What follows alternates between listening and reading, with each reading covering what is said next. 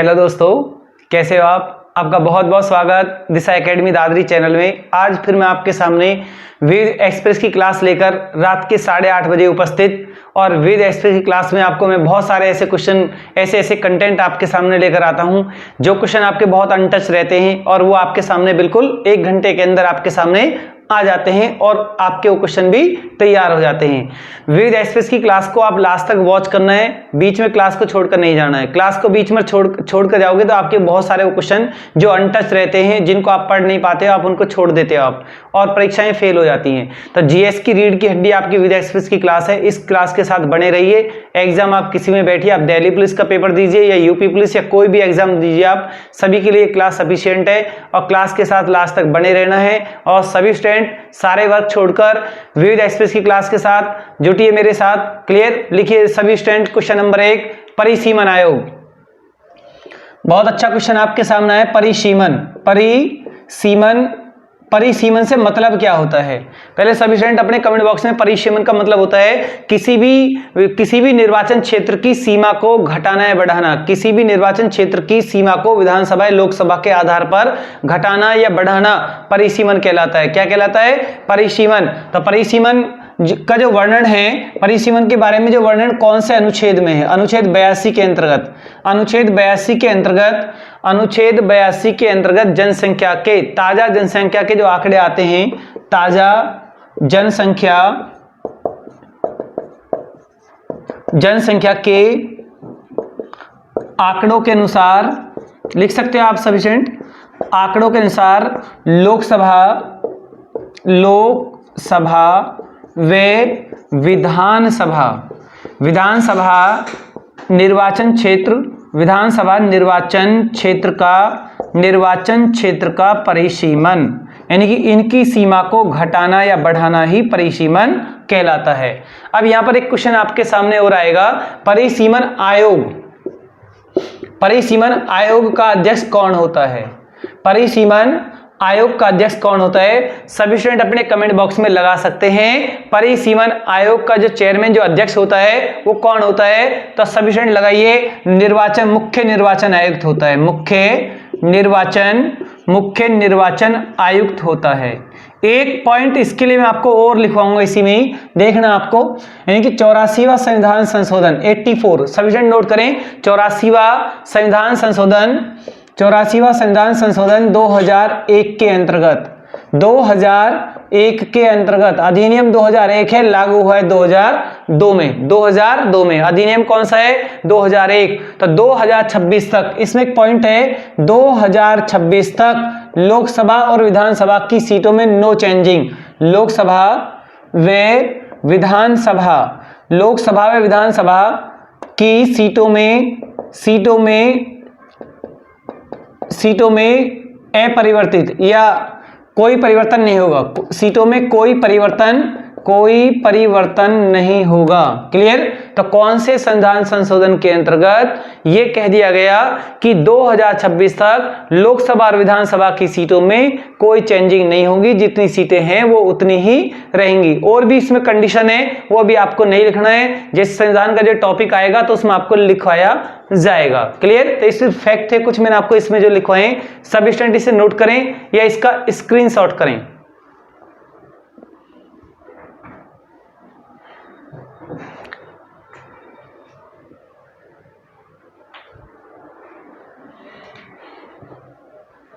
चलिए next question की तरफ बताइए सभी स्टूडेंट, कुल अनुसूची कितनी है? कितना आसान क्वेश्चन मैंने आपसे पूछ लिया है। कुल अनुसूची कितनी है? बोलोगे बार बार लिखवाते हो आप ऐसे क्वेश्चन, बार बार इसलिए लिखवाया जा रहा है कि आपके याद रहें, क्योंकि आपके पास टाइम कम है, आपकी लाइफ बहुत बिजी है, क्वेश्चन आपके याद नहीं है, तो इसलिए मुझे बार बार बोर्ड पर ये पॉइंट लेकर आना पड़ता है। कुल अनुसूची कितनी है? बहुत बच्चों ने अपने कमेंट बॉक्स में लगा दिया है कि सर 12 अनुसूची है। तो कुल अनुसूची कितनी है? लिखिए आप सभी, कुल अनुसूची कितनी है? 12 है। एक बहुत बढ़िया क्वेश्चन, जनरली क्वेश्चन आपसे पूछ लिया जाता है, लेकिन यहाँ पर मैं आपको पूरी 12 अनुसूची की लिस्ट नहीं बनवाऊंगा, क्योंकि मैंने आपको संविधान में लिखवा दिया है। संविधान की जो वीडियो यूट्यूब पर डली हुई है वहां पर सब कुछ लिखा हुआ है। बस रिमाइंड के लिए वेद एक्सप्रेस की क्लास चलती है कि आप किसी भी क्वेश्चन को भूलने की कोशिश ना करो। क्लियर? तो यहाँ पर सिर्फ मैंने आपसे पूछ लिया पहली अनुसूची में किसका वर्णन है। पहली अनुसूची में क्या आता है, अपने कमेंट बॉक्स में लगाइए आप। दूसरी अनुसूची में टाइपिंग स्पीड के साथ कीजिए, पहली अनुसूची, दूसरी अनुसूची और तीसरी अनुसूची में क्या आता है। अभी पीछे विविध एक्सप्रेस की क्लास में मैंने आपको आगे की 8वीं 9वीं 10वीं 11वीं अनुसूची लिखवाई थी, वहां पर भी वो लिखी हुई है, और यहाँ पर पहली, दूसरी, तीसरी, चौथी मैंने दोबारा से उठा दी है। चौथी अनुसूची और एक 5वीं अनुसूची में किस किस का वर्णन है, आप अपने कमेंट बॉक्स में लगाइए आप। मैंने आपसे सिर्फ ये क्वेश्चन पूछे हैं, पहली अनुसूची, दूसरी अनुसूची, तीसरी अनुसूची, चौथी और 5वीं में किस किस का वर्णन है, तो प्लीज अपने कमेंट बॉक्स में सभी स्टूडेंट लगाएं। बहुत सिंपल क्वेश्चन मैंने आपसे पूछ लिया है। क्लियर? बहुत बच्चों ने स्पीड बढ़ा दी है, लगा भी दिया है। पहली अनुसूची में संघ एवं राज्यों का वर्णन है, संघ एवं राज्यों का वर्णन इसके अंतर्गत आता है। दूसरी अनुसूची में बताइए सभी स्टूडेंट क्या आता है, वेतन आते हैं या भत्ते आते हैं? वेतन आते हैं, वेतन इसमें आते हैं। तीसरी अनुसूची में क्या आते हैं? शपथ आती हैं। क्या आती हैं? शपथ ग्रहण। इतना भी याद कर लोगे आप, शपथ वर्ड भी आपके याद रहेगा तो आप पॉइंट को पकड़ जाओगे आप। शपथ ग्रहण कौन सी अनुसूची में आती है? तीसरी में आती हैं। चौथी प्रॉपर टॉपिक पढ़ना है तो आपको यूट्यूब पर 14 वीडियो डली हुई, वहां से आप प्रॉपर पढ़ सकते हो, और दोबारा से भी दिल्ली पुलिस के लिए भी हम प्रॉपर क्लास कराएंगे संविधान की, वहां पर भी आप कर सकते हो आप। क्लियर? तो चौथी अनुसूची में किसका वर्णन है? चौथी अनुसूची में बताइए आप सभी स्टूडेंट, चौथी अनुसूची में किसका वर्णन है? राज्यसभा में सीटों का बंटवारा है। राज्यसभा में सीटों का बंटवारा, राज्यसभा में सीटों का बंटवारा। अब आपकी एक अनुसूची रहेगी 5वीं अनुसूची में SC/ST प्रशासन नियंत्रण है। SC/ST प्रशासन नियंत्रण इसमें रखा गया है। तो मेरे प्यारे बच्चों, सिर्फ मेरा इससे लिखवाने का मकसद ये था, टोटल अनुसूची 12 है और 12 में मैंने आपको यहां पर कितने लिखवा दिए? 5 लिखवा दी हैं। क्लियर? 4 अभी विविध एक्सप्रेस क्लास में पीछे भी लिखवाई थी, एक बार इस डायरेक्ट लिस्ट भी बनवा रखी है।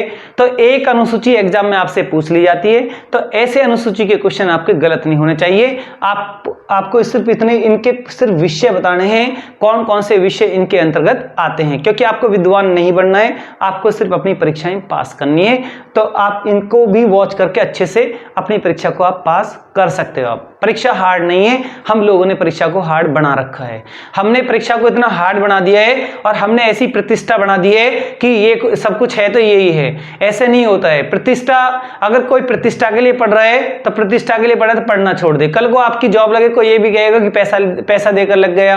क्लियर? तो सिर्फ अगर आपको पढ़ना है तो मेरा आपसे रिक्वेस्ट है कि सिर्फ अपने कैरियर के लिए, अपने भविष्य के लिए पढ़िए आप। ये प्रतिष्ठा विष्ठा का कोई मतलब नहीं होता। क्लियर? इस प्रतिष्ठा को लेकर ही आप घबराहट में रहते हो, आप बहुत ज्यादा पैनिक हुए रहते हो, आप ज्यादा मेटेरियल को इकट्ठा कर लेते हो। आप बार बार इन्हीं बातों को बोलता हूं जिससे कि आपका कैरियर बने और क्लियर, और आपका टॉपिक भी बहुत अच्छे से हो जाए और आप एग्जाम को पास कर जाओ। क्लियर? तो सभी स्टूडेंट इसे नोट करें या इसका स्क्रीनशॉट करें।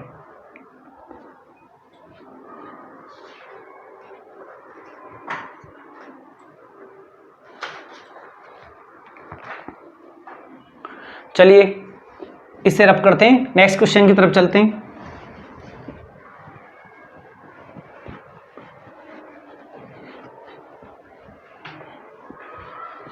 अनुसूची का आपका कोई भी क्वेश्चन गलत नहीं होना चाहिए। एक अनुसूची एग्जाम में पूछी जाती है, एक संविधान का भाग आपसे पूछ लिया जाता है। अभी मैं आपको सब कुछ बता दूंगा कहां से क्वेश्चन कैसे आएगा। अभी थोड़ा सा आप विविध एक्सप्रेस की क्लास को अच्छे से वॉच कर लो। आप पूरी क्रीम आपके सामने रख दी जाएगी और आपको बता दिया जाएगा निचोड़ कि यहाँ से पॉइंट उठाए जाएंगे, ये क्वेश्चन आपसे एग्जाम में 100% ही पूछे जाएंगे। एक परीक्षा को पास करने का एक ट्रैक भी होता है, उस ट्रैक पर आपको रहना पड़ेगा। अगर ट्रैक से आप आउट हुए तो परीक्षा पास नहीं होगी, चाहे आप कितना भी मेटेरियल इकट्ठा कर लेना और कितना भी आप याद कर लेना। क्लियर? उससे कोई मैटर नहीं था। एक ट्रैक होता है, हर परीक्षा का अपना एक ट्रैक होता है, किस ट्रैक से रहकर हमको परीक्षा को पास करना है। क्लियर? क्वेश्चन लिखिए आप नेक्स्ट। एक क्वेश्चन आपके सामने है, राष्ट्रपति पर महाभियोग। बहुत बच्चों ने क्वेश्चन को एकदम लगा भी दिया होगा, देखते नहीं। राष्ट्रपति पर महाभियोग की सूचना राष्ट्रपति को कितने दिन पहले दे दी जाती है? राष्ट्रपति को कितने दिन पूर्व दे दी जाती है?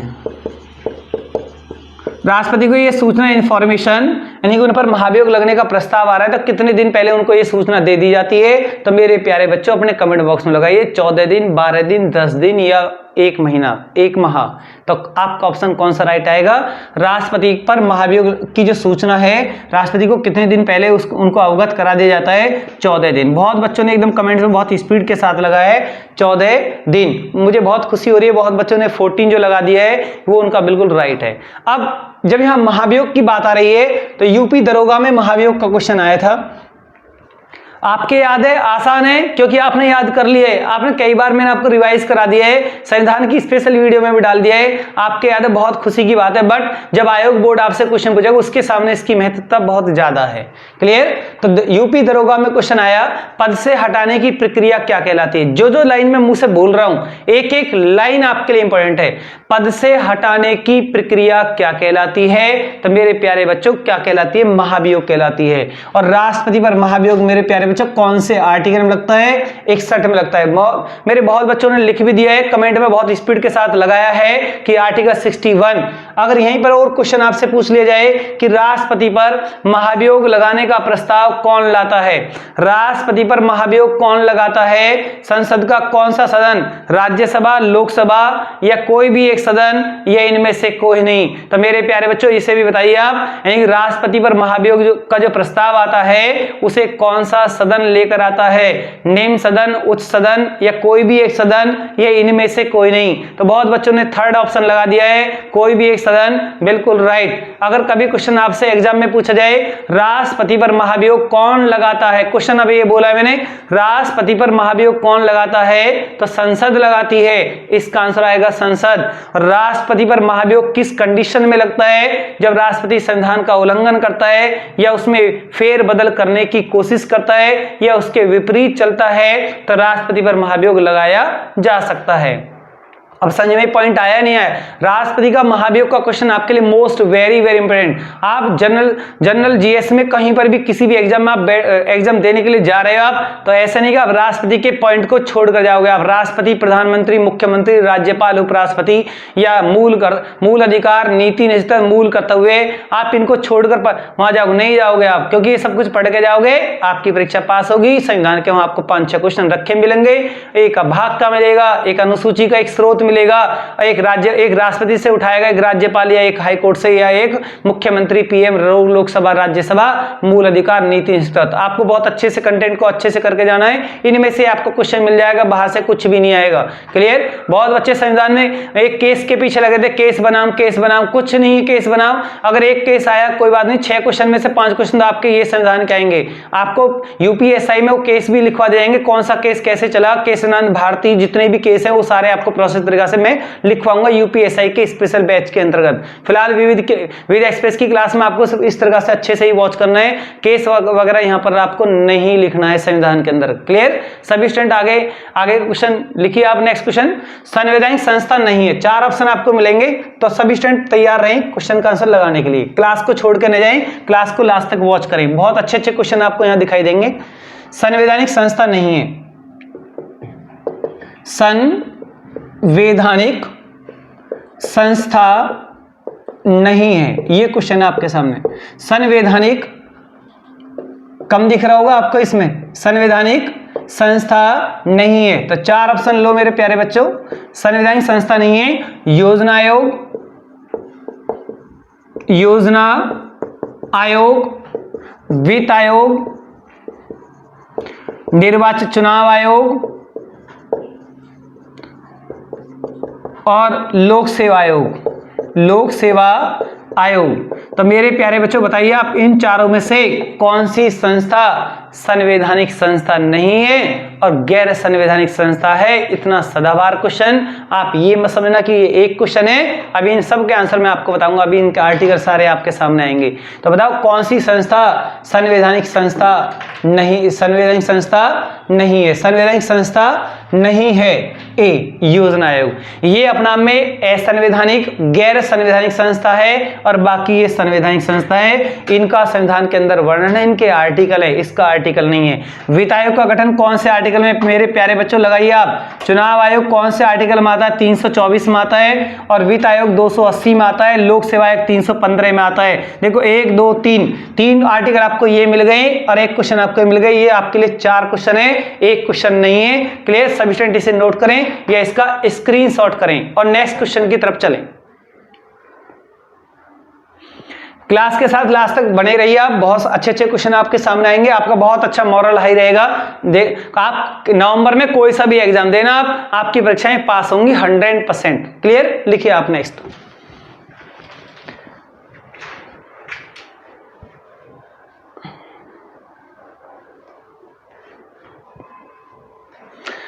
लिखिए आप नेक्स्ट क्वेश्चन सभी स्टूडेंट। अच्छा बताओ, पंचवर्षीय योजना, पंचवर्षीय योजना कौन सी सन में स्टार्ट हुई है? तो मेरे प्यारे बच्चों बताइए आप, कौन सी सन में पंचवर्षीय योजनाओं की शुरुआत हुई है और योजना आयोग के अंतर्गत इनकी शुरुआत हुई है? तो पंचवर्षीय योजना, पहली पंचवर्षीय योजना कब स्टार्ट हुई? 1951 से 1956, 1951 से लेकर 1956। अब क्वेश्चन आपसे जो पूछा जा रहा है सिर्फ उसका आंसर बताइए, क्योंकि पंचवर्षीय योजना पर मैंने आपको बहुत सारे क्वेश्चन लिखवाए हैं, तो लेकिन थोड़ा सा हट के भी होना चाहिए। लिखिए आप, मैंने यहाँ पर लिखा तीसरी पंचवर्षीय योजना। सभी स्टूडेंट लिखिए आपने कमेंट बॉक्स में, तीसरी पंचवर्षीय योजना, तीसरी पंचवर्षीय योजना कौन से मॉडल पर आधारित? तीसरी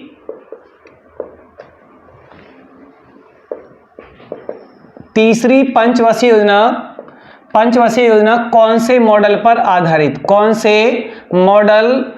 से मॉडल पर आधारित? क्वेश्चन आपके सामने ये है, तीसरी पंचवर्षीय योजना कौन से मॉडल पर आधारित और पांचवी पंचवर्षीय योजना कौन से मॉडल पर आधारित? पांचवी पंचवर्षीय योजना कौन से मॉडल पर आधारित और आठवीं पंचवर्षीय योजना कौन से मॉडल पर आधारित? आठवीं पंचवर्षीय योजना कौन से मॉडल पर आधारित? अपने कमेंट बॉक्स में लगाइए सभी स्टूडेंट। मुझे आपके इस क्वेश्चन के आंसर का वेट है, लगाइए प्लीज।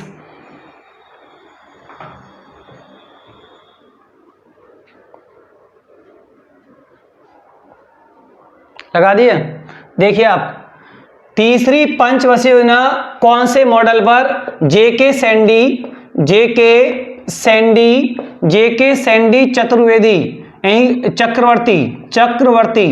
चक्रवर्ती मॉडल पर आधारित। और पांचवी पंचवर्षीय योजना कौन से मॉडल पर आधारित? मतलब डीपी धर मॉडल पर आधारित, डीपी धर मॉडल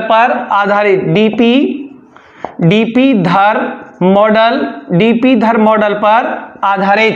अब मैंने यहां पर आपसे पूछ लिया, आठवीं पंचवर्षीय योजना कौन से मॉडल पर आधारित? जॉन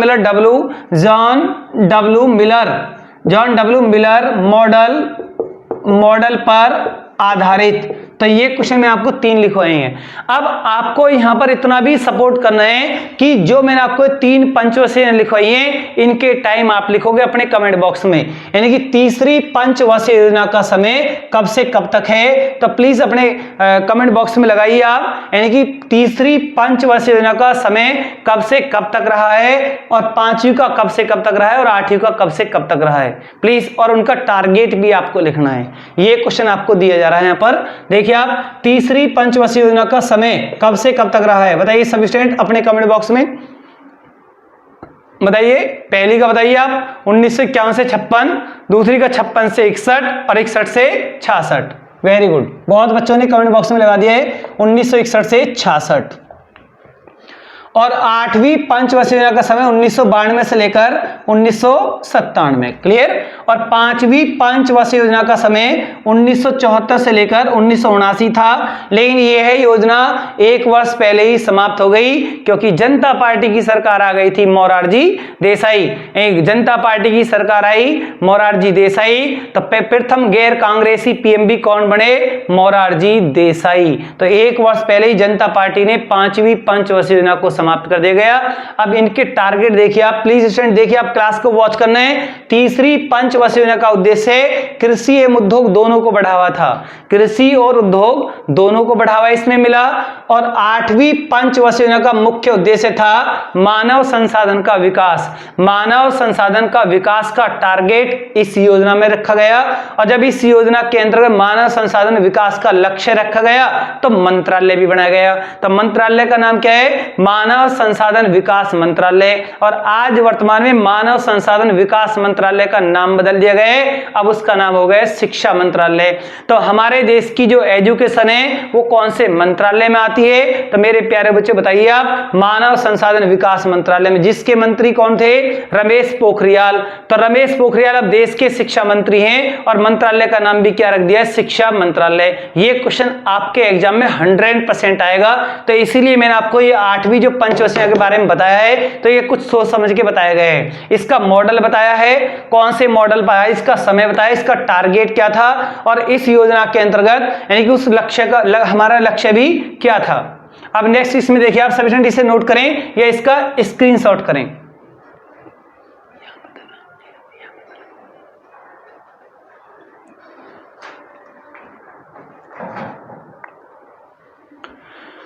चलिए आप नेक्स्ट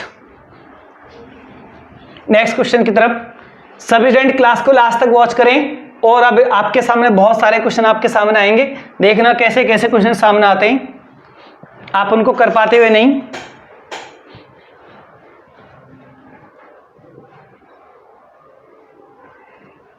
लिखिए आप सभी स्टूडेंट, क्वेश्चन लिखिए आप नेक्स्ट, यानी कि आपको इसमें संशोधन लिखना है। संविधान का ही एक क्वेश्चन आप लोगे आप संशोधन।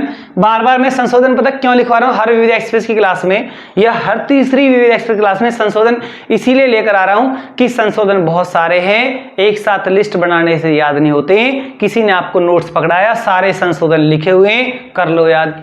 एग्जाम सिर पर रखा हुआ है, हो जाएंगे याद? बिल्कुल नहीं होंगे। ऐसे बहुत सारे सब्जेक्ट हैं जिनमें लिस्ट बनी हुई है, ऐसे याद नहीं होते। ऐसे तो मैं भी आपको पूरा बंडल बांध के दे दूंगा, आप कैसे याद कर पाओगे? नहीं कर पाओगे। जब तक आप डेली ना डेली उनको टच में नहीं रखोगे तब तक याद नहीं होंगे। क्लियर? और भी सब्जेक्ट है, मैथ भी है, रीजनिंग भी है, उन पर भी आपको टाइम देना होता है। जीएस के बहुत सारे सब्जेक्ट हैं, तो इसीलिए सोच समझकर ये विविध एक्सप्रेस की क्लास चलाई गई है, जिससे कि आपका जीएस का स्कोरिंग ज्यादा रहे, टाइम कम लगे, बहुत सारी चीजें आपके सामने चित्रात्मक बोर्ड पर यहां दिखाई दे और आपको हमारी आवाज भी सुनाई दे। इसी वजह से क्लास चलाई जाती है। बाकी आप टाइम मैथ रीजनिंग पर भी दीजिए, ज्यादा टाइम लगाइए और विद एक्सप्रेस की क्लास को डेली वॉच कीजिए, आपकी जीएस बहुत स्ट्रांग हो जाएगी। क्लियर? नेक्स्ट लिखिए आप, 7वां संविधान संशोधन। 7वां संविधान संशोधन, तो मेरे प्यारे बच्चों बताइए कौन सी सन में हुआ था? ओनली सन आपसे पूछा जा रहा है, और सन भी आपको बताना है और इसमें क्या हुआ ये भी आपको बताना है। देखिए आप, 7वां संविधान संशोधन का आपको एक तो सन बताना है, एक इसके अंतर्गत क्या फेरबदल, एक ये बताना है। एक संशोधन और देखिए आप, 24वां संविधान संशोधन 1971 के अंतर्गत, इसमें भी आपके जो भी कुछ याद है उसे भी आप लिख सकते हैं आप। एक देखिए आप मेरे प्यारे बच्चों, 31वां संविधान संशोधन 1971 के अंतर्गत, 1973 के अंतर्गत। एक देखिए आप 35वां संविधान संशोधन 1974 के अंतर्गत, और 36वां, तो मेरे प्यारे बच्चों मैंने आपको 35वां 36वां ये दोनों कई बार बोर्ड पर मैं आपके सामने लेकर आ गया हूं, और एग्जाम में भी ये कितनी ज्यादा बार पूछे गए, और ये संशोधन आपके लिए मोस्ट वेरी इंपॉर्टेंट। हो सकता है कि 31वां इतना इंपॉर्टेंट आपके लिए ना हो, बट ये तो आपके लिए बहुत ही इंपॉर्टेंट है। 1 2 3 क्लियर? तो 1 2 3 यानी कि आपका 24वां, 35वां और 36वां। 7वां भी अपना में कम नहीं है, तो आप अपने कमेंट बॉक्स में इनका सन लिखोगे, यानी कि इनका सन और इनके क्या टारगेट थे, इसमें क्या रखा गया, क्या फेरबदल हुआ, ये आप लिखोगे। तो प्लीज आपसे रिक्वेस्ट है, लिखिए आप स्पीड के साथ क्या क्या फेरबदल इनमें हुआ। देखिए आप, 24वां संविधान संशोधन 1971 के अंतर्गत संसद को संशोधन करने के अधिकार, शॉर्ट में लिखिए आप, संशोधन करने के अधिकार दिए गए। यहां पर संसद को संविधान में संशोधन करने के असीमित अधिकार, अनलिमिटेड अधिकार यहां पर दिए गए हैं। तो ये आपके लिए बहुत मोस्ट वेरी इंपॉर्टेंट। अगर इसको छोड़ दीजिए आप, इस पर ध्यान कम दीजिए, तब मेरी लाइन को समझिए, जो मैं बोल रहा हूं मेरी उस आवाज को सुनिए आप। संविधान में संशोधन करने का अधिकार किसके पास है? मैंने आपसे क्वेश्चन पूछा है, आपको बिल्कुल भी कॉपी पेन नहीं चलाना है, पहले आप सिर्फ मेरी बात को सुनिए आप। संविधान में संशोधन करने के असीमित अधिकार किसके पास होते हैं? मैं आपको 4 ऑप्शन दूंगा, राष्ट्रपति, सुप्रीम कोर्ट, संसद या प्रधानमंत्री। बताइए मेरे प्यारे बच्चों क्या आंसर आएगा? यही संसद आएगा या राष्ट्रपति आएगा या प्रधानमंत्री आएगा या सुप्रीम कोर्ट आएगा? तो प्लीज अपने इस 4 ऑप्शन में आप क्लिक कीजिए कि संसद, वेरी गुड, कि संसद को संविधान में संशोधन करने के असीमित अधिकार दिए गए। अगर मैं आपसे क्वेश्चन ऐसे पूछ लूं कि संविधान की रक्षा, संविधान का संरक्षक कौन है, संविधान की रक्षा कौन करता है, तो बताइए प्रधानमंत्री, राष्ट्रपति या आपका संसद या आपका सुप्रीम कोर्ट? सुप्रीम कोर्ट, यही जो आपका सर्वोच्च न्यायालय है वो संविधान का क्या है? संरक्षक है। अगर ये क्वेश्चन ऐसे आए तो आपको इस तरीके से बताना है। और संविधान में संशोधन करने के अधिकार किसके पास होते हैं? संसद के पास होते हैं। ये दोनों क्वेश्चन आपके लिए बहुत most very very important question है। आपको संविधान की प्रैक्टिस सेट भी क्वेश्चन दिए जाएंगे और संविधान भी मैं आपको दोबारा से पढ़ाऊंगा। जो 14 वीडियो मैंने आपको डाल रखी है उनको भी आप अच्छे से वॉच कीजिए।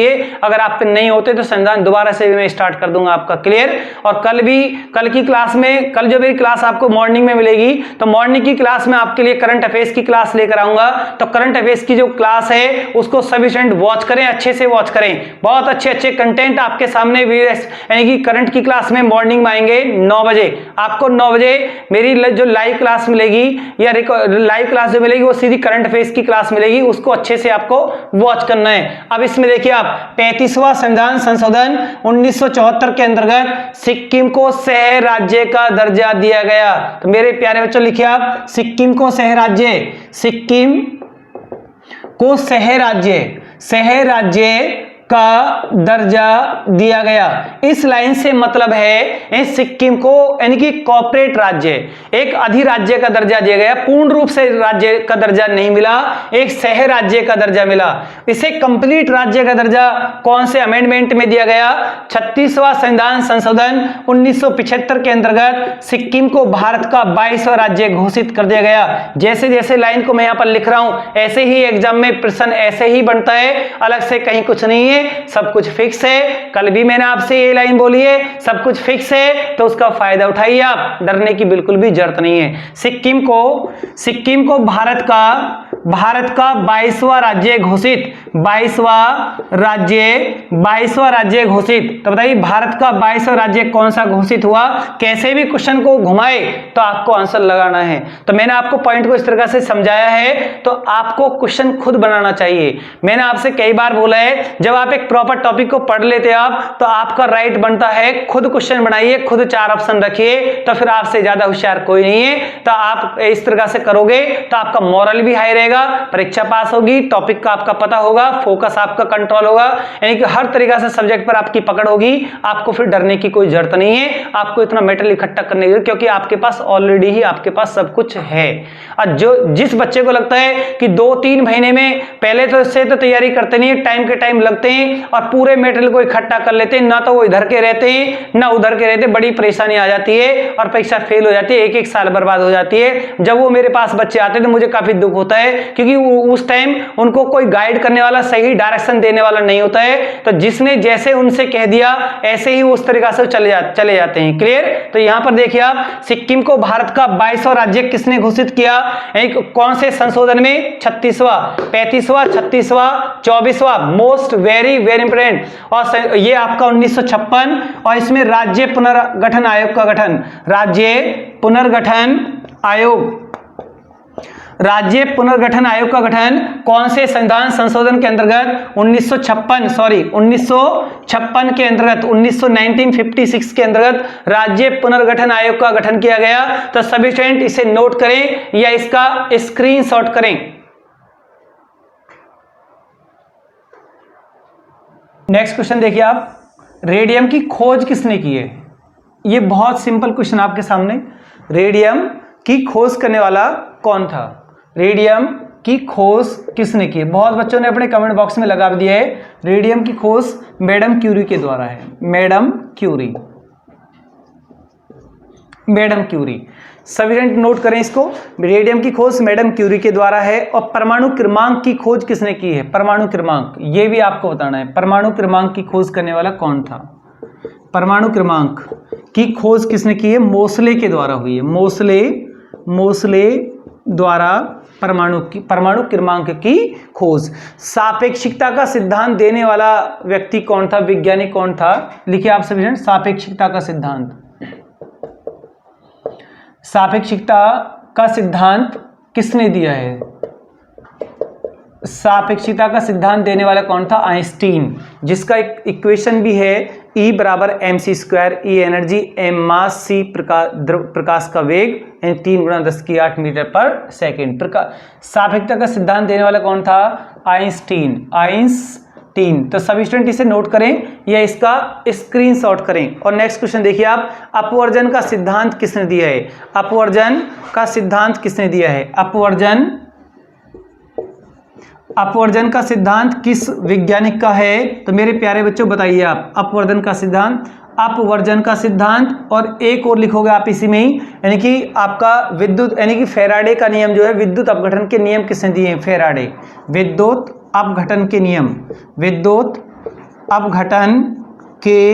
नियम देने वाला व्यक्ति कौन था? क्लियर? इनका आंसर आपको और बताना है। अपवर्जन का नियम पाउली ने दिया है, बहुत बच्चों ने अपने कमेंट बॉक्स में लिख भी दिया है। और ये आपका फैराडे का है। किसने दिया है? फैराडे। और ये मैडम क्यूरी, मॉसले और आइंस्टीन, इनमें से क्वेश्चन आपसे ऐसे पूछ लेता है। अब ये पूरे आविष्कार, पूरी खोज, पूरे वैज्ञानिक के नहीं आए, ये सिर्फ विविध एक्सप्रेस की क्लास में मैंने आपको लिखवा दिए हैं। प्रॉपर क्लास चलेगी तो प्रॉपर क्लास में जो आपकी केमिस्ट्री आपको पढ़ाई जाएगी, तो केमिस्ट्री या फिजिक्स में ये सब आपको प्रॉपर तरीका से इनको किस तरह से डिफाइन करते हैं, ये प्रैक्टिकल रूप में आपको बताए जाएंगे। सभी स्टूडेंट इसे नोट करें या इसका स्क्रीनशॉट करें।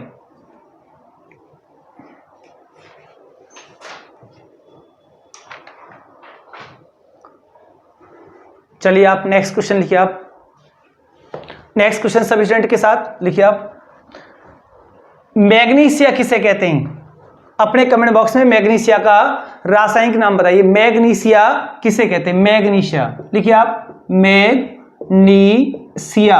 मैग्नीशिया किसे बोला गया है? लगाइए आप सभी स्टूडेंट, मैग्नीशिया किसे कहते हैं और इसका रासायनिक नाम क्या है? और लिखिए आप, हॉर्न सिल्वर किसे कहते हैं? हॉर्न सिल्वर किसे कहा जाता है? अपने कमेंट बॉक्स में लगाइए, इसका भी आपको रासायनिक नाम बताना है। सफेद कशिश किसे कहा जाता है? तो मेरे प्यारे बच्चों लिखिए आप, सफेद कशिश किसे कहा जाता है? सफेद कशिश किसे कहा जाता है? तीनों का आंसर लगाइए स्पीड के साथ अपने कमेंट बॉक्स के अंदर। सफेद कशिश किसे कहा जाता है और सुहागा किसे कहा जाता है? सुहागा। ये मैंने आपको 4 क्वेश्चन दिए, चारों का आंसर आप लगाइए आप, यानी हॉर्न सिल्वर, सफेद कशिश, क्लियर। मैग्नीशिया किसे कहते हैं? एमजीओ बोले तो मैग्नीशियम ऑक्साइड, मैग्नीशियम ऑक्साइड। बहुत बच्चों ने अपने कमेंट बॉक्स में लगाया भी है। हॉर्न सिल्वर किसे कहा जाता है? मेरे प्यारे बच्चों बताइए आप, हॉर्न सिल्वर किसे कहा जाता है? AgCl, जिसको बोलते हैं सिल्वर क्लोराइड, सिल्वर क्लोराइड। और सफेद कशिश किसे कहा जाता है? तो मेरे प्यारे बच्चों बताइए, सफेद कशिश किसे बोलते हैं? जिंक सल्फेट के लिए बोलते हैं, जिंक सल्फेट के लिए सफेद कशिश बोला गया है। और सुहागा कहते हैं बोरेक्स के लिए। किसके लिए? बोरेक्स के लिए सुहागा बोलते हैं। बोरेक्स के लिए क्या बोलते हैं? सुहागा बोलते हैं। सभी स्टूडेंट इसे नोट करें या इसका स्क्रीनशॉट करें।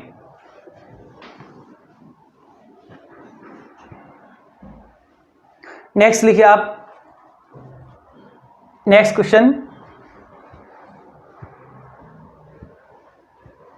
लिखिए आप। नेक्स्ट क्वेश्चन सभी स्टूडेंट, संगमरमर का रासायनिक नाम क्या है? संगमरमर का रासायनिक नाम क्या बनता है? संगमरमर, धावन सोडा और बेकिंग सोडा। अपने कमेंट बॉक्स में लिखिए आप, धावन सोडा, संगमरमर, इन सभी का रासायनिक नाम अपने कमेंट बॉक्स में लिखिए आप। सभी स्टूडेंट लिखिए आप, धावन सोडा, संगमरमर को क्या बोलते हैं? बहुत बच्चों ने लिख दिया calcium carbonate, right, calcium carbonate, calcium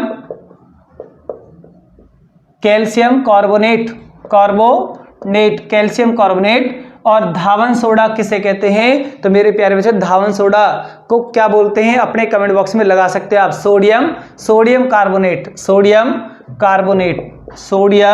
carbonate, जिसका फॉर्मूला क्या बनता है Na2CO3। Na2CO3 और पानी के कितने मॉलिक्यूल इसके अंदर होते हैं, पानी के 10 मॉलिक्यूल इसके अंदर होते हैं। एक क्वेश्चन है baking soda, sodium bicarbonate, sodium bicarbonate, sodium bicarbonate आपसे जनरली एक क्वेश्चन एग्जाम में पूछा जाता है। नेक्स्ट लिखोगे जिप्सम, जिप्सम का रासायनिक नाम क्या है, जिप्सम का रासायनिक नाम क्या है, जिप्सम का रासायनिक नाम लिखिए आपने कमेंट बॉक्स में। और हाइपो का भी आपको रासायनिक नाम लिखना, हाइपो, जिप्सम और हाइपो दोनों का रासायनिक नाम अपने कमेंट बॉक्स में लिखिए आप, जिप्सम और हाइपो। एक लिखिए आप कैल्शियम सल्फेट और एक लिखिए sodium thiosulphate, calcium sulphate, calcium sulphate, sodium thiosulphate, sodium thiosulphate. और इनके बारे में और ज़्यादा स्पेशल आपका जो इनका प्रॉपर क्लास चलेगी, तो प्रॉपर क्लास में जो केमिस्ट्री की क्लास प्रॉपर होगी तो उस क्लास के अंदर आपको ये सब बहुत अच्छे तरीके से आपको बताया जाएगा। क्लियर, विविध एक्सप्रेस की क्लास है, इतना ही आपको इसमें वॉच करना है। सभी स्टूडेंट इसे नोट करें या इसका स्क्रीनशॉट करें।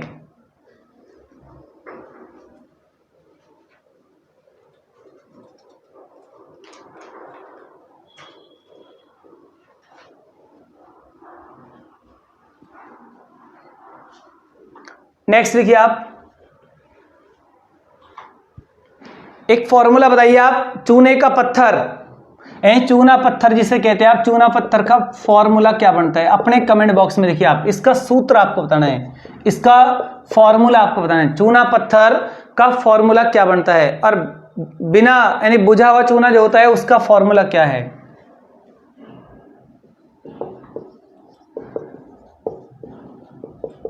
दोनों के फॉर्मूला आपको बताने अपने कमेंट बॉक्स में लिखिए आप। एक का फॉर्मूला है CaCO3 कैल्शियम कार्बोनेट, एक का है CaO कैल्शियम ऑक्साइड। और लॉफिंग गैस किसे कहा जाता है, लॉफिंग गैस का भी फॉर्मूला आपको लिखना है। लॉफिंग गैस यानी कि हास्य गैस, लॉफिंग गैस कौन सी गैस है, हास्य गैस कौन सी गैस है, N2 नाइट्रस ऑक्साइड। आग बुझाने में कौन सी गैस का उपयोग होता है, जिसको बोलते हैं हम अग्निशमक। अग्निशमक के रूप में कौन सी गैस का यूज होता है, तो मेरे प्यारे बच्चे बताइए कार्बन डाइऑक्साइड। एक क्वेश्चन और यहीं जोड़ोगे आप, जो भी मैंने आपको बोला था, ड्राई आइस को हम बोलते हैं शुष्क बर्फ। कितनी बार मैंने आपको एक क्वेश्चन लिखवा दिया है, शुष्क बर्फ। तो ड्राई आइस जो है इसको बोलते हैं सॉलिड कार्बन डाइऑक्साइड। अब ठोस CO2 में क्वेश्चन और भी आपके लिए जोड़ सकता हूं। अगर ठोस सॉलिड कार्बन डाइऑक्साइड को हम गर्म कर दें तो सीधे किस में चली जाती है, वाष्प में परिवर्तित हो जाती है। और ठोस CO2 बनती कैसे है, -78 डिग्री सेल्सियस वायुमंडलीय दाब के कारण ठोस CO2 बन जाती है। एक बार दोबारा से बोलता हूं, -78 डिग्री सेल्सियस वायुमंडलीय दाब के कारण क्या बन जाती है, CO2 किस में कन्वर्ट हो जाती है, सॉलिड कार्बन डाइऑक्साइड बन जाती है, जिसको हम क्या बोलते हैं, ड्राई आइस कहते हैं या शुष्क बर्फ कहते हैं। क्लियर, सभी स्टूडेंट इसे नोट करें या इसका स्क्रीनशॉट करें। एक और लिखिए आप, नौसादर किसे कहते हैं, नौसादर किसे कहा जाता है, नौसादर का फॉर्मूला क्या बनता है, तो प्यारे बच्चों अपने कमेंट बॉक्स में बताइए आप, नौसादर का फॉर्मूला क्या बनता है, NH4Cl। मतलब इसका क्या है, रासायनिक नाम इसका क्या बनेगा, अमोनियम क्लोराइड, नौसादर अमोनियम क्लोराइड। और चिली सॉल्ट पीटर का फॉर्मूला क्या बनता है, चिली सॉल्ट पीटर का फॉर्मूला क्या बनता है। तो प्यारे बच्चों बताइए आप, चिली सॉल्ट पीटर का फॉर्मूला क्या बनता है, sodium nitrate NaNO3 sodium nitrate को ही क्या बोलते हैं, चिली सॉल्ट पीटर। सभी स्टूडेंट इसे नोट करें या इसका स्क्रीनशॉट करें।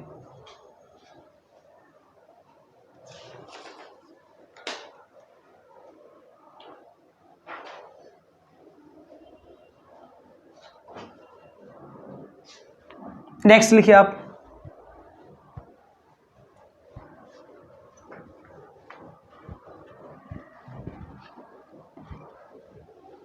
नेक्स्ट क्वेश्चन आपके लिए, जल का मैक्सिमम घनत्व कितना होता है? सभी स्टूडेंट नोट करें, जल का मैक्सिमम घनत्व कितना होता है? जल का मैक्सिमम डेंसिटी कितनी होती है?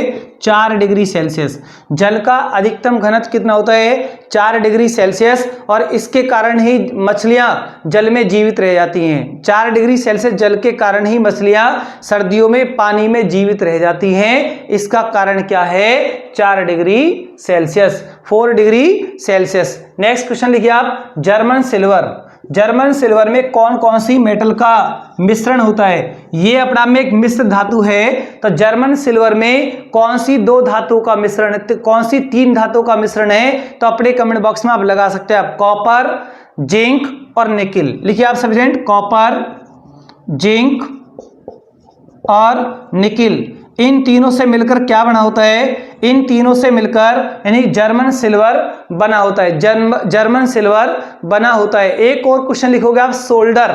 सोल्डर किसे कहते हैं? लिखिए आप सब स्टूडेंट, सोल्डर।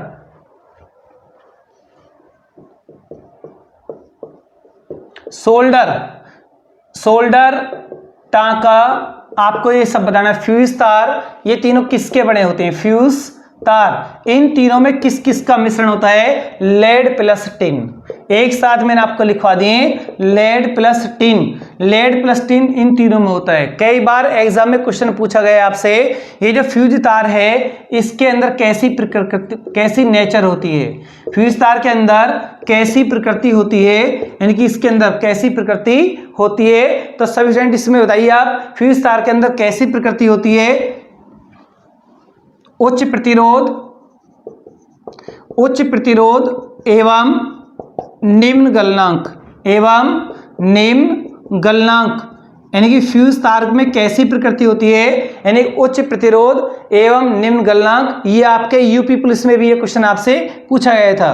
सभी स्टूडेंट इसे नोट करें या इसका स्क्रीनशॉट करें।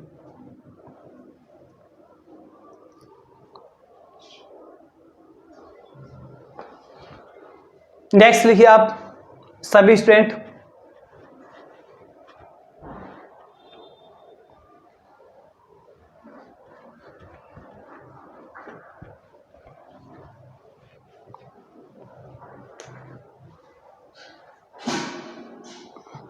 चलो बताइए आप, मगध महाजनपद की राजधानी कहां पर थी?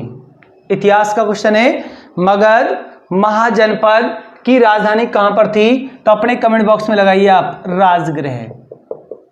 मगध महाजनपद की राजधानी राजगृह या गिरिब्रज भी इसे बोलते हैं। गिरिब्रज, गिरिब्रज या राजगीर भी इसे कहते हैं, राजगीर। और अंग की राजधानी कहां पर थी? अंग की राजधानी चंपा। अंग की राजधानी चंपा। और कौशल की राजधानी कहां पर थी? श्रावस्ती। कौशल की राजधानी श्रावस्ती। और काशी की राजधानी वाराणसी। काशी की राजधानी वाराणसी। और अवंती की राजधानी कहां पर थी? अवंती महाजनपद की राजधानी कहां पर थी? इस अवंती महाजनपद की 2 राजधानियां, अवंती महाजनपद की 2 राजधानी, एक उत्तरी राजधानी और एक दक्षिणी राजधानी। तो बताइए सभी स्टूडेंट अपने कमेंट बॉक्स में, अवंती महाजनपद की 2 राजधानी कौन कौन सी थी? अपने कमेंट बॉक्स में आप इसको लगा सकते हो आप। यानी अवंती महाजनपद की 2 राजधानी, एक उत्तरी राजधानी और एक दक्षिणी राजधानी। उत्तरी राजधानी का नाम था उज्जैनी और दक्षिणी राजधानी आपकी महिष्मती। महिष्मती। जब मैं आपको इतिहास का प्रॉपर टॉपिक पढ़ाऊंगा तो उसमें इतिहास में 16 जो महाजनपद हैं वो भी आपको पढ़ाए जाएंगे और मगध साम्राज्य का उदय भी आपको पढ़ाया जाएगा, जिसमें बहुत सारे वंश, हर्यक वंश, नागवंश, नंद वंश, ये सब वंश उसमें आए, शिशुनाग वंश। क्लियर? तो इस देखिए आप इसमें, चलो यहाँ पर 1-2 क्वेश्चन और देख लेते हैं। जैसे यहाँ राजगृह आया है, तो राजगृह, तो यहां पर एक बड़ा इंपॉर्टेंट क्वेश्चन आपके लिए, महावीर स्वामी ने अपना पहला प्रवचन कहां दिया? राजगृह। लिखिए आप सभी स्टूडेंट, महावीर स्वामी ने, महावीर स्वामी का पहला प्रवचन, पहला उपदेश कहां पर दिया? राजगृह। महावीर स्वामी का बचपन का नाम क्या था? सिद्धार्थ। महावीर स्वामी का बचपन का नाम क्या था? सिद्धार्थ। पीछे की एक विविध एक्सप्रेस की क्लास में ये क्वेश्चन आपका गलत हो गया था। यही महावीर स्वामी का बचपन का नाम सिद्धार्थ है और गौतम बुद्ध का बचपन का नाम बताइए मेरे प्यारे बच्चों अपने कमेंट बॉक्स में क्या है। क्लियर। एक क्वेश्चन और यहां देखोगे आप, गौतम बुद्ध के सबसे ज्यादा उपदेश कहां पर है? श्रावस्ती में है। देखो आप, गौतम बुद्ध के सर्वाधिक उपदेश, गौतम बुद्ध के सर्वाधिक उपदेश कहां पर दिए गए हैं? तो आपका आंसर क्या आएगा? यही श्रावस्ती। अगर आपसे पूछ लिया जाए गौतम बुद्ध का पहला प्रवचन कहां पर है? गौतम बुद्ध का पहला प्रवचन कहां पर है? तो आपका आंसर क्या आएगा? सारनाथ। अब मेरे प्यारे बच्चों बताइए आप, कई बार एग्जाम में पूछ लिया गया आपसे कि सारनाथ भारत के कौन से राज्य में है? तो बहुत बच्चे बिहार भी लगा देते हैं। सारनाथ बिहार के अंदर नहीं है, सारनाथ यूपी के अंदर है, वाराणसी में पड़ता है। क्लियर। यानी मोदी जी का लोकसभा क्षेत्र है सारनाथ वाराणसी, उस वाराणसी में ही सारनाथ आता है। इस सभी स्टूडेंट इसे नोट करें या इसका स्क्रीनशॉट करें और इसके बाद नेक्स्ट क्वेश्चन की तरफ चलें। क्लास को लास्ट तक वॉच करें, क्लास को बीच में छोड़कर ना जाएं। क्वेश्चन बहुत आपके लिए इंपॉर्टेंट है, प्रॉपर टॉपिक भी आपको ये सब पढ़ाएंगे। हालांकि ये सब पॉइंट अगर प्रॉपर क्लास रहेगी तो वो आपको बहुत बेटर समझ में आएगी। तो विविध एक्सप्रेस की क्लास आपको सिर्फ इसलिए दी जाती है कि आप किसी क्वेश्चन को भूलो ना और आपका सब कुछ याद रहे, आपका रिवाइज साथ के साथ चलता रहे। क्लियर। ये नेक्स्ट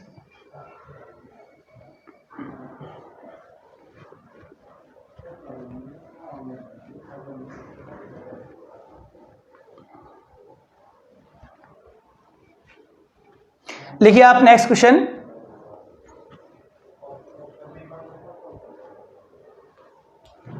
बताइए आप सभी स्टूडेंट, राजा हर्षवर्धन कौन से वंश के राजा थे? राजा हर्षवर्धन कौन से वंश से बिलोंग करते थे? इनका वंश आपको बताना है। कुछ राजाओं का मैं आपसे यहां पर वंश पूछता हूं, आपको बताना है। राजा हर्षवर्धन का वंश बताइए अपने कमेंट बॉक्स में, और आपको राजा धंग का वंश बताना है। राजा धंग कौन से वंश के राजा थे?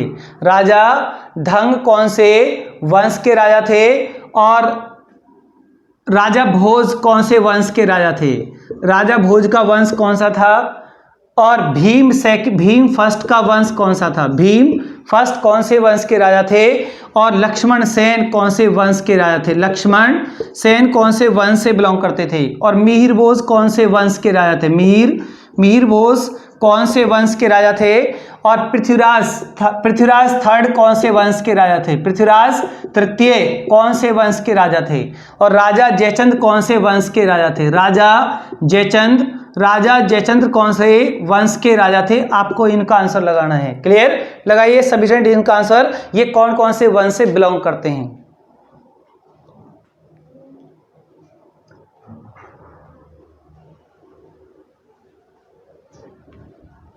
लगाइए आप, राजा हर्षवर्धन कौन से वंश से बिलोंग करते हैं? पुष्यभूति वंश। पुष्यभूति वंश से बिलोंग करते हैं।